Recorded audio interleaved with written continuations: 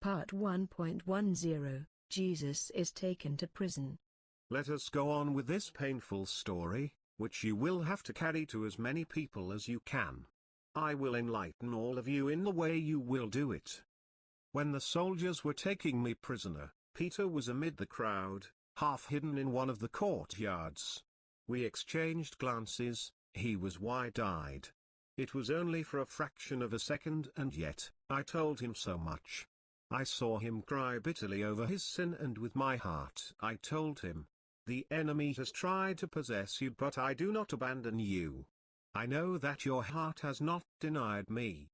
Be ready for the battle of the new day, for the renewed struggles against spiritual darkness, and prepare yourself to carry the good news." Farewell, Peter. How often do I look toward the soul that has sinned, but does she also look? Not always do our eyes meet. How often do I look at the soul and she does not look at me, she does not see me, she is blind. I call her by her name and she does not answer me. I send her a sorrow, a suffering so that she can emerge from her sleep, but she does not want to wake up. My beloved ones, if you do not look at heaven, you will live like beings deprived of reason.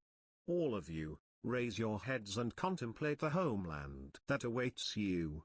Search for your God and you will always find him with his eyes fixed upon you, and in his look you will find peace and life. Contemplate me in prison where I spend a great part of the night. The soldiers came to insult me with words and deeds, pushing me, hitting me, mocking my condition as a man.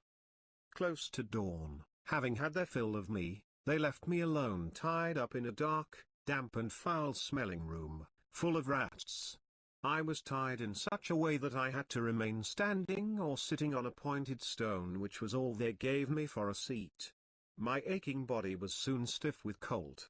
I remembered the thousands of times that my mother covered my body, wrapping it up when I was cold. And I wept. Now let us compare the tabernacle with the prison and, above all, with the hearts of men. In prison I spent one night. How many nights do I spend in the tabernacle? In prison the soldiers, who were my enemies, insulted me. But in the tabernacle, souls who call me Father, mistreat and insult me. In prison, I suffered cold, sleeplessness, hunger, shame, sadness, pains, loneliness, and abandonment. I could see over the course of time, how in so many tabernacles, I would lack the covering of love. How many frozen hearts would be for me like the stone in the prison. How many times I would be thirsty for love, thirsty for souls. How many days do I wait for such a soul to visit me, to receive me in her heart, because I have spent the night alone and was thinking of her in order to quench my thirst. So many times I hunger for my souls, for their fidelity, for their generosity. Will they know how to calm these longings? When they have to undergo some suffering, will they know to tell me, "This will help to ease your sadness, to be with you in your loneliness"?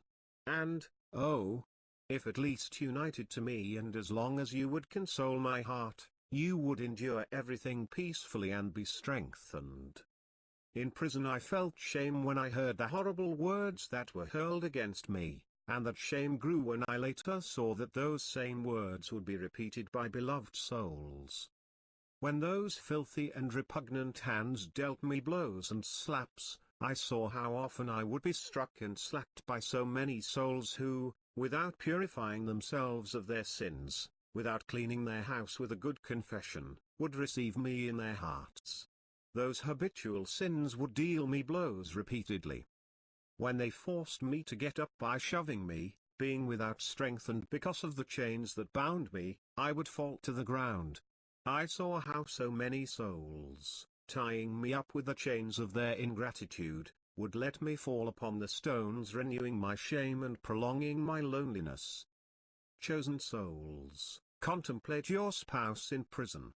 Contemplate me on this night of so much pain, and consider that this pain is prolonged in the solitude in so many tabernacles, in the coldness of so many hearts. If you want to give me proof of your love, open your heart so I can make it my prison. Tie me up with the chains of your love. Cover me with your gentleness, feed me with your kindness.